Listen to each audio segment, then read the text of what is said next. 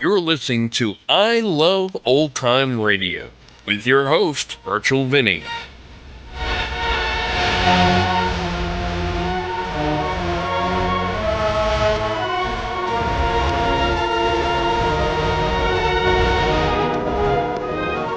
Welcome to a new month here on I Love Old Time Radio. Welcome, old time radio fans. I'm your host, Virtual Vinny.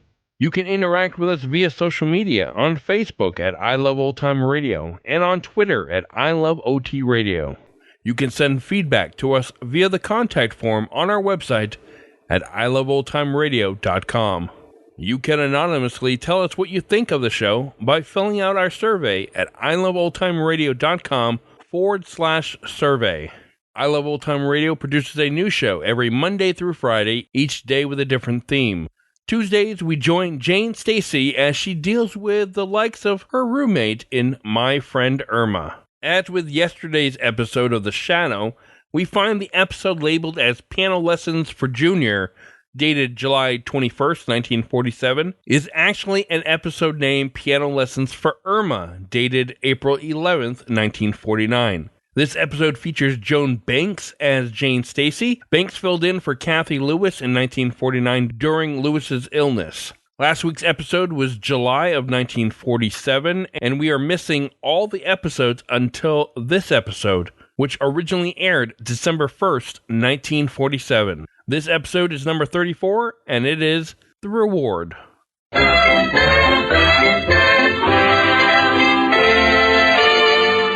Lever Brothers Company, makers of Swan, the soap that gives you a wonderful new kind of suds, presents Our Friend Swan with My Friend Irma. Starring Mary Wilson as Irma and Kathy Lewis as Jane. Friendship, friendship, just a perfect friendship. When other friendships have been forgot, theirs will still be hot. My friend Irma.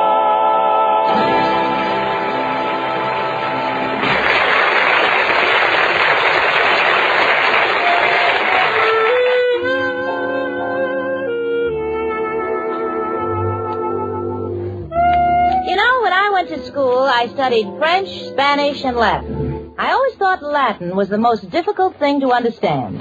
Then I met my friend Irma. Now, don't get me wrong, because me, Jane Stacy, I love that girl. It's only that she... Well, for instance, the other night I was reading the evening paper and I said, Irma, honey, imagine a man 84 years old just became a father for the first time. And 84, Irma said... 84 years? Gee, what a long honeymoon. I'll take Latin every time. Right now, Irma's staring at the calendar. Her watch has stopped, so she's probably trying to figure out what time it is. Irma, what's on your mind? Oh, Jane, honey, I just checked the calendar, and do you know today is 1 year since we started rooming together? A year already? Gee, I can't believe it. Let's see. Oh, of course, the 1st of December. We'd both agreed to share this room. Mrs. O'Reilly said the rent would be $25 for the two of us. And you asked her to please make it $30 because you didn't know what half of 25 was. Well, in those days I was much younger, didn't know as much as I do today. Yeah, honey. Yeah, you've come a long way. Oh, thank you. But, Jane, we just can't ignore an anniversary. We should have some kind of a celebration. I know, I'll buy you a present. Oh, no, honey, it's not necessary. I appreciate the thought, but you don't. I'll get it. Hello? Hello, Jane. Oh, Richard. Jane, would you mind doing me a favor? I'm away from the office, and I'm going to need some petty cash for this evening, so I've asked Peggy, from the accounting department, yeah, to drop $100 off at your apartment on her way home. Is that all right? Oh, sure. I'll be glad to keep it for you. Oh, thank you very much. I'll be by to pick up the $100 later. Bye. Bye, Richard. Anything wrong, Jane? No, dear, it was Richard. He's coming by later. Let's see now. What were we talking about? Our anniversary. Gee, Jane, remember the fun we had when we first moved in together? I'll never forget it, Irma. We couldn't decide who would sleep in the bed by the window, so you tossed a nickel. It flew out of the window, was picked up by a fellow who was walking past. He brought it up to find out how big a reward we'd give. Yes, wasn't that a romantic way to meet my boyfriend, Al? Well, to me, it just goes to prove that if you don't hold on to your money, you can get into all kinds of trouble. Come in. Hello, Jane. Hiya, chicken. Hello, Al, honey. We were just talking about you. Ain't got no time for no chit-chat. Working on the hottest deal of my life. Oh, Al, not another deal. What happened to that wonderful process you had for removing the name from hotel towels? It didn't work. Removed too much of the towel. In fact, was left with nothing but the name. But can't miss with my new deal. Well, what is it, Al? Have an invisible ink for printing the answers in school books. Can only be read with special glasses. But, Al, won't the teachers find out? The glasses will only be made in junior sizes. Oh, Al, you're wonderful. Gee, Jane, is it any wonder Al's my everything? Don't worry, you won't always be that poor. Oh, please, Jane, don't insult Al on our anniversary. Anniversary? Chicken, is there something about us I should know? Oh, not me and you, Al. It's Jane and I. We've been rooming together 1 year today. Well, this calls for a celebration. Why don't you girls make me a dinner? No, we want this day to be different. You eat out. Oh, but Jane, Al is right. We should celebrate.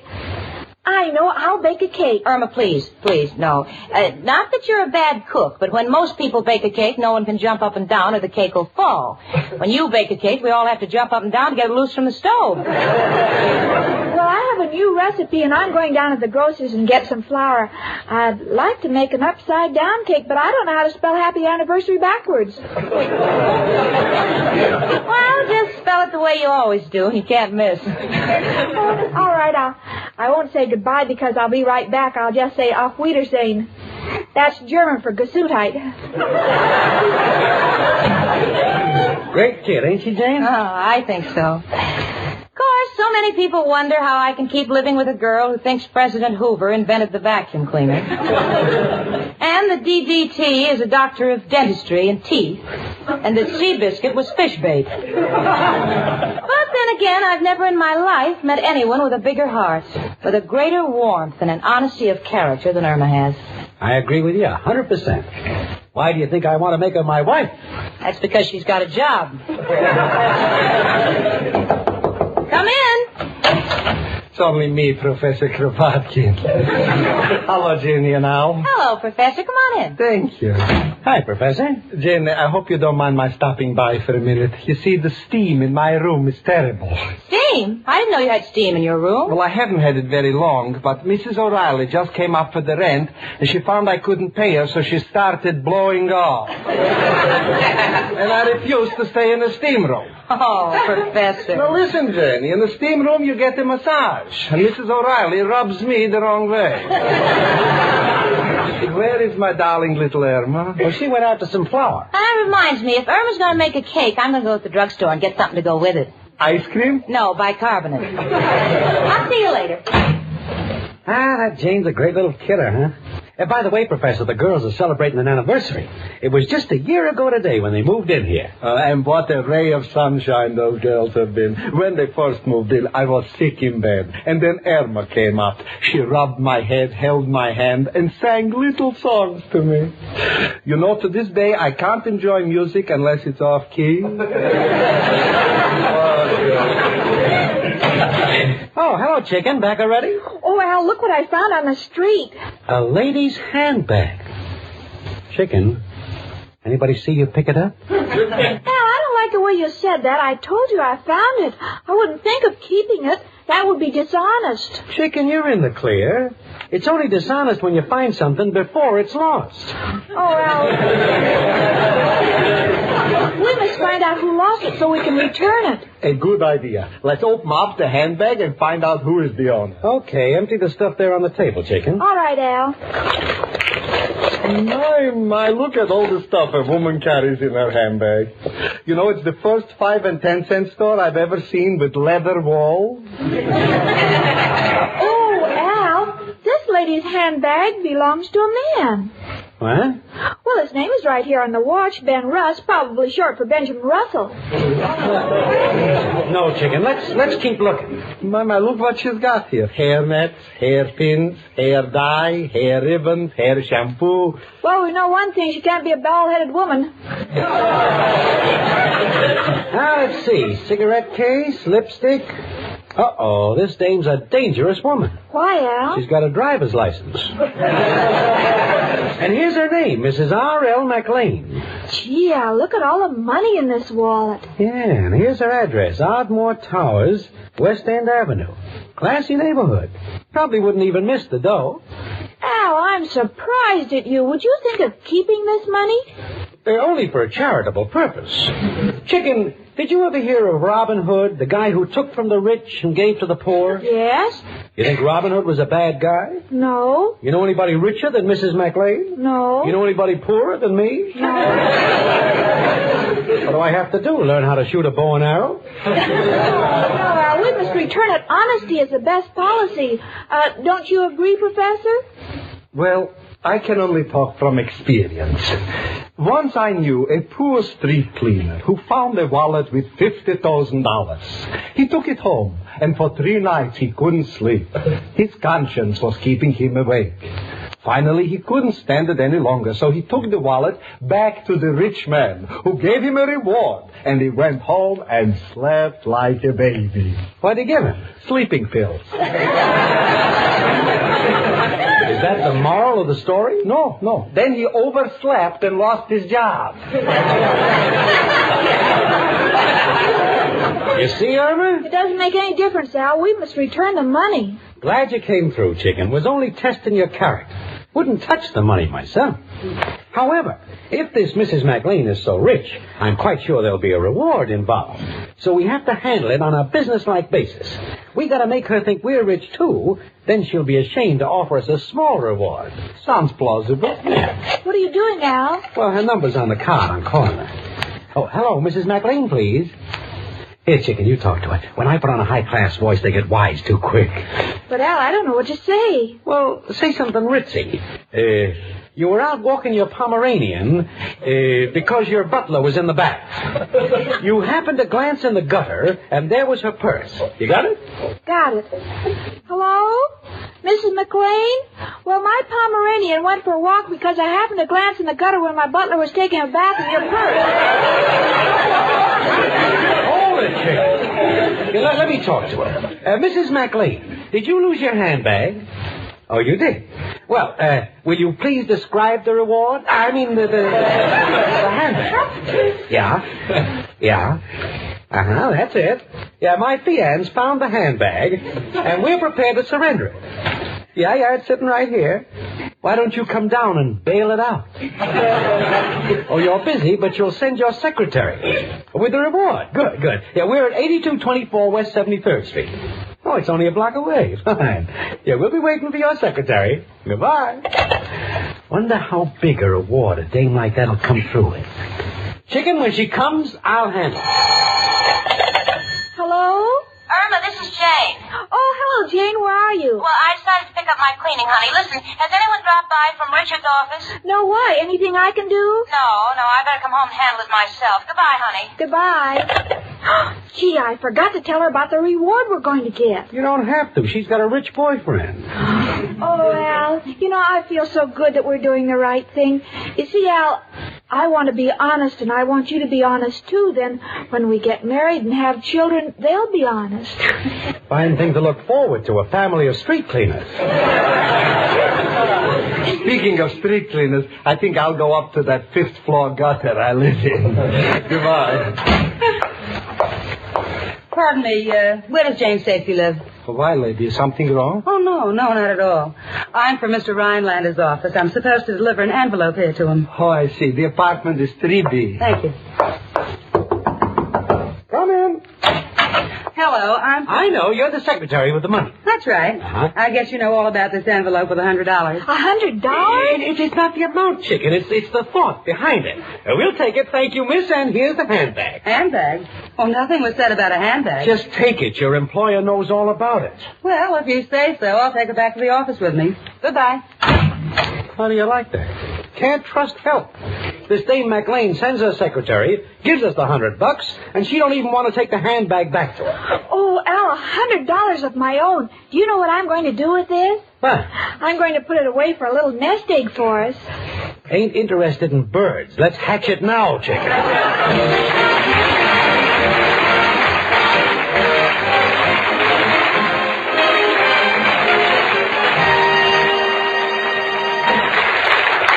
And now Susie Swan sings to us. Listen. My advice, says Susie, you like this brand new kind of lather, so be choosy. Swan gives you beauty lather rich as cream. Your skin stays soft as any dream, and fresh as dew. I Swan, do you? Says Susie.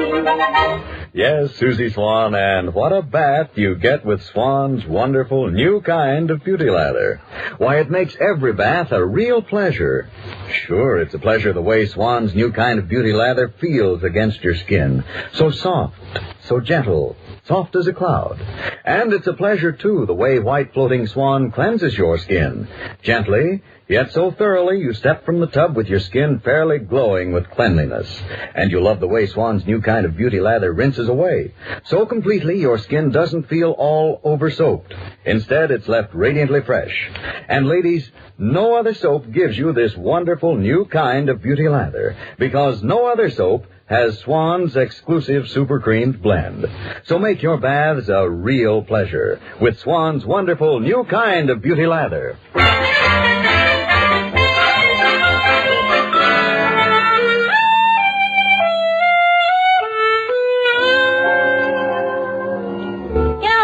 Thing, but when you're in a hurry to get home, the distance always seems twice as long. Maybe I'm being a little overcautious, but I'd like to be home just so Richard's $100 won't fall in the hands of Irma and Al by mistake.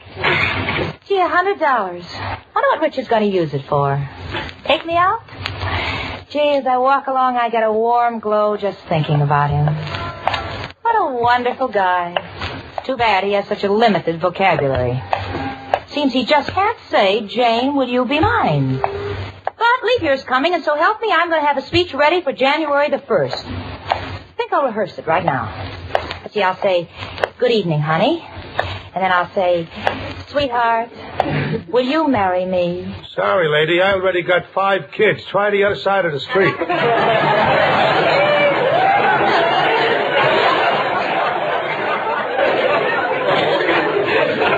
Excuse me, I'm sorry. Well, after that, I stopped talking out loud and hurried home. I opened the door and called Irma. Irma! Oh, they're gone. Well, I guess I'll just wait around until Richard's secretary arrives with the $100.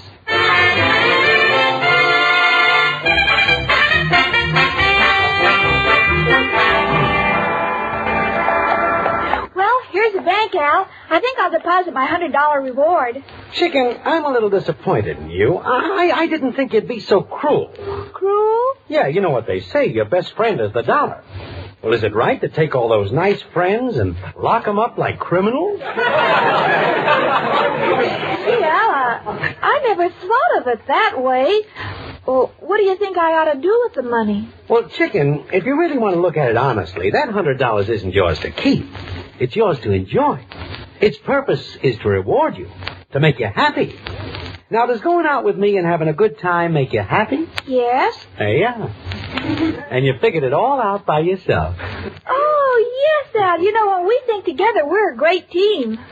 Yeah. Sort of a Svengali and Trilby. Huh? What I mean, Chicken, is I lead the way and you back me up. You understand? Oh, sure. You're the engine and I'm the caboose. Choo-choo, Chicken. Get out that $100 and let's go.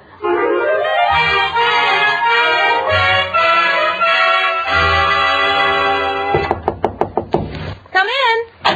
Hello, Jane. Oh, hello, Richard. You're a little early. Your $100 hasn't arrived yet. Well, that's funny. I called the office and they said Peggy left with the money over an hour ago. Oh, well, it could have been delivered while I was out, but I don't see it anyplace, and I know that Irma wouldn't take anything that wasn't hers. Well, Jane, maybe I'd better go back to the office and check up. Richard? Why are you staring like that? What are you thinking? Oh, nothing. Don't lie, Richard. You're thinking exactly the same thing I'm thinking. Where do Irma and Al fit into this thing? Oh, now, please, Jane, I'm not making any accusations. It's just that, well, while I'm generally nervous when they're around, but, well, when they're not, I get panicky. Oh, Richard, do you think Irma would take money that doesn't belong to her and spend it? Oh, of course not. But... Why, come in. How do you do? I'm Mrs. McLean's secretary. Yes? I've come for the handbag. I beg your pardon? The handbag. My employer described it over the phone for you. She did? Of course. Now, may I have it? This may come as a shock, but I don't know what you're talking about. My dear young lady, I'm here to claim the pocketbook you found and give you the reward. Now, where is it? Richard, would you please tell her Oh, you don't have to tell me anything. I know what's happened. You had a change of heart. After looking at the contents of the bag, you decided to keep it. Well, it won't work, lady, and that goes for your accomplice, too. I beg your pardon. And I'm going to sit right here until I get that handbag.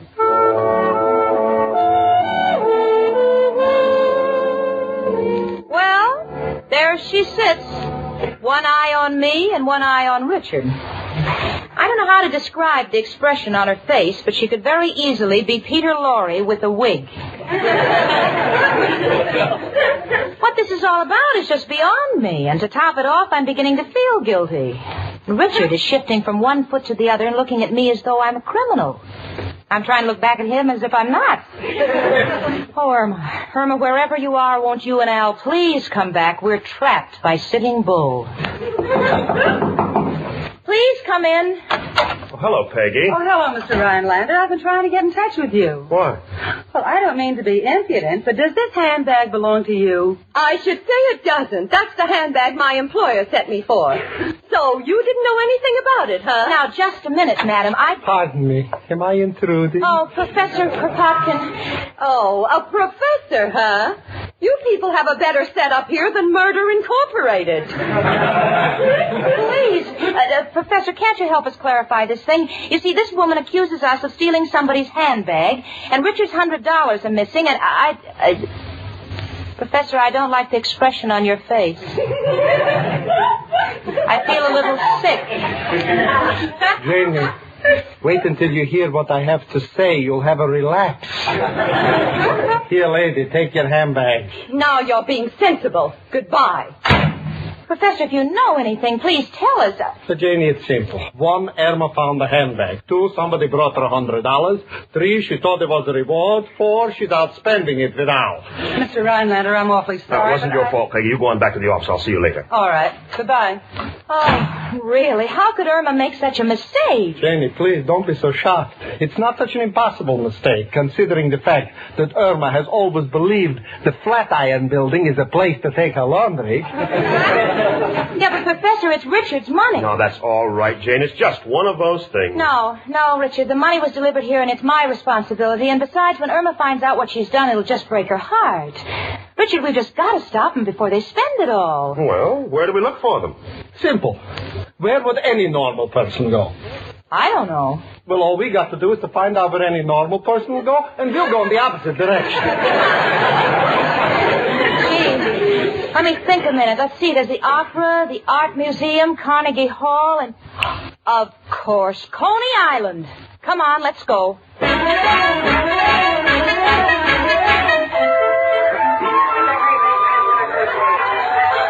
Al, that was fun. I just love the merry-go-round. Let's go around again. All right, chicken, the night is still young. Sure, Al, we haven't even started to spend my $100 yet.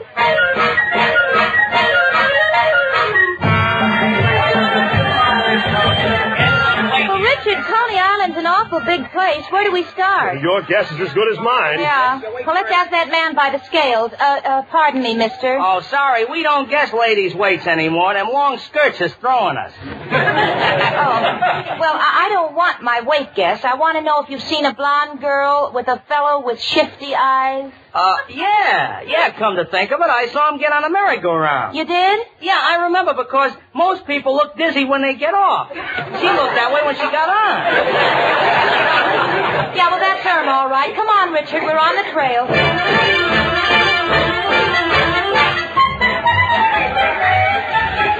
Richard, I think we've picked up their trail.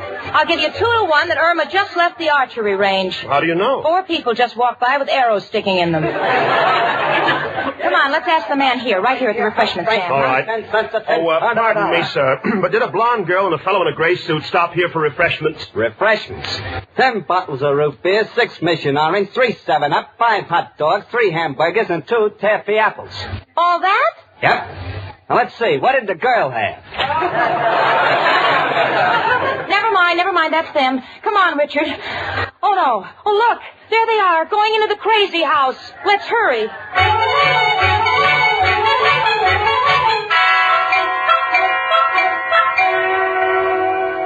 Oh, Al, isn't it fun here in the crazy house? These tricky mirrors are a scream. Look how skinny I look. And you look so fat and sloppy. I beg your pardon. Oh, I'm sorry, lady. I thought it was looking glass. Come on, chicken. Let's try the echo chamber. Oh, it's so dark in here. Watch this. This is Al. This is Al. Oh, gee, let me try it. Hello? This is Irma. This is Jane. Oh, gee, I broke it.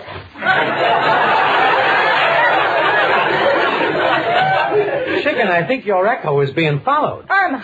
Oh, Irma, thank goodness I found you. Oh, hello, Jane. Happy anniversary. Never mind that. Before I explain everything, will you answer me one question? How much money do you have left of that $100? 102?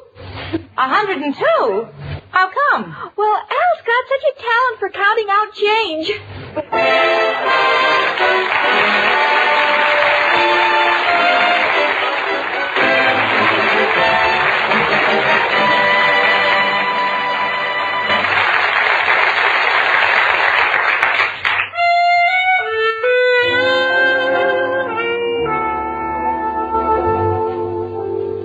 Evening, I noticed Irma doing something very strange, even for Irma.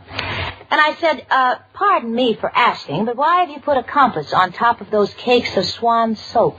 And Irma said, well, winter is here, Jane, and you know how birds like to fly south, and I don't want our swans to get lost. Well, Jane, no matter what Irma says, she wouldn't be without white floating swan soap for her baths. And there's plenty of reason why a lot of women feel the same way. Now, you see, Swan gives you a brand new kind of beauty lather. Yes, a new kind of beauty lather that's soft and rich, that you smooth onto your skin like whipped cream. A new kind of lather that whisks away dirt, leaves your skin glowingly fresh and clean. And Swan's wonderful new kind of beauty lather means a wonderful new after-a-bath feeling, too. Yes, your skin is left soft and smooth, not all tight and over-soaped, because Swan rinses away so completely. So, how about trying Swan's new kind of beauty lather yourself? You'll like it for your baths.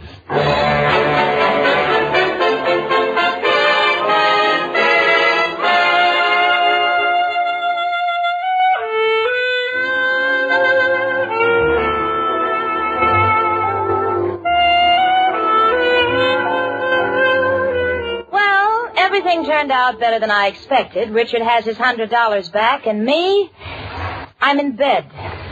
And although the mattress isn't moving, I'm still spinning from that trip to Coney Island. Oh, gee, you know, after Al and I left the merry-go-round, I went to the fortune tellers. Oh, you had your mind read?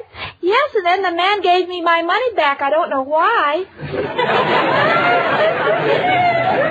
Well, Irma doesn't know why, and Al doesn't know why, but you and I know why, don't we? But we won't tell my friend Irma.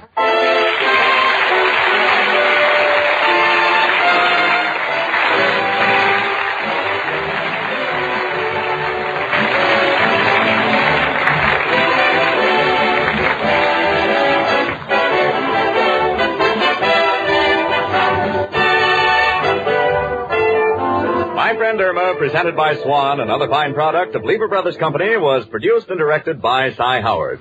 Tonight's script was written by Cy Howard and Park Levy.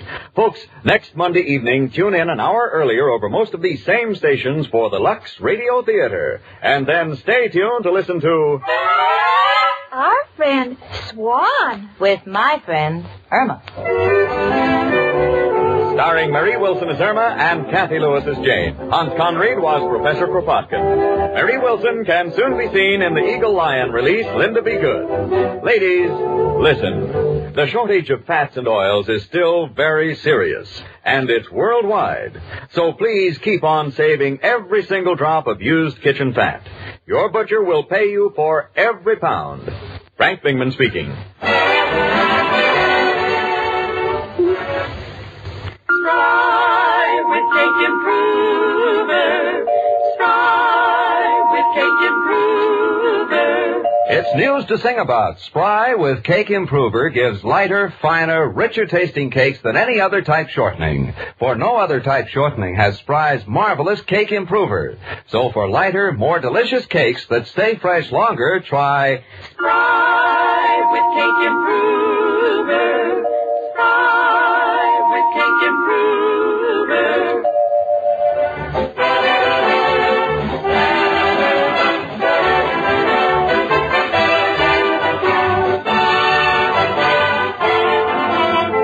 Tune in again to My Friend Irma next Monday evening at this same time. This is CBS, the Columbia Broadcasting System.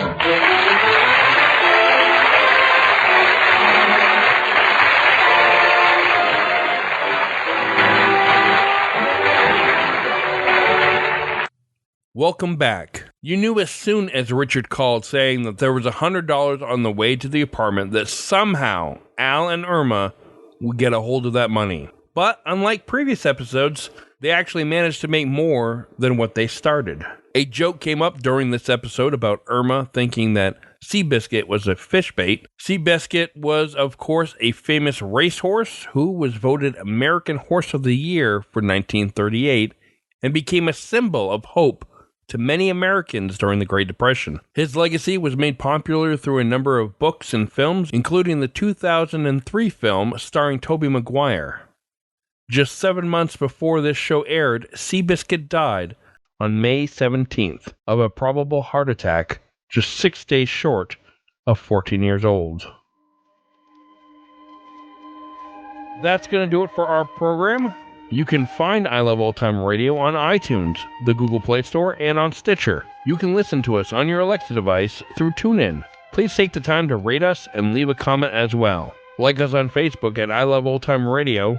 Follow us on Twitter at I Love OT Radio. Comments and questions can be directed to our website at iloveoldtimeradio.com. If you'd like to help support this show, you can do so at iloveoldtimeradio.com/support. Tomorrow, Dick Powell returns for another episode of Rogues Gallery. And make sure you join us next Tuesday for another episode of My Friend Irma. For iloveoldtimeradio.com, this is Virtual Vinny.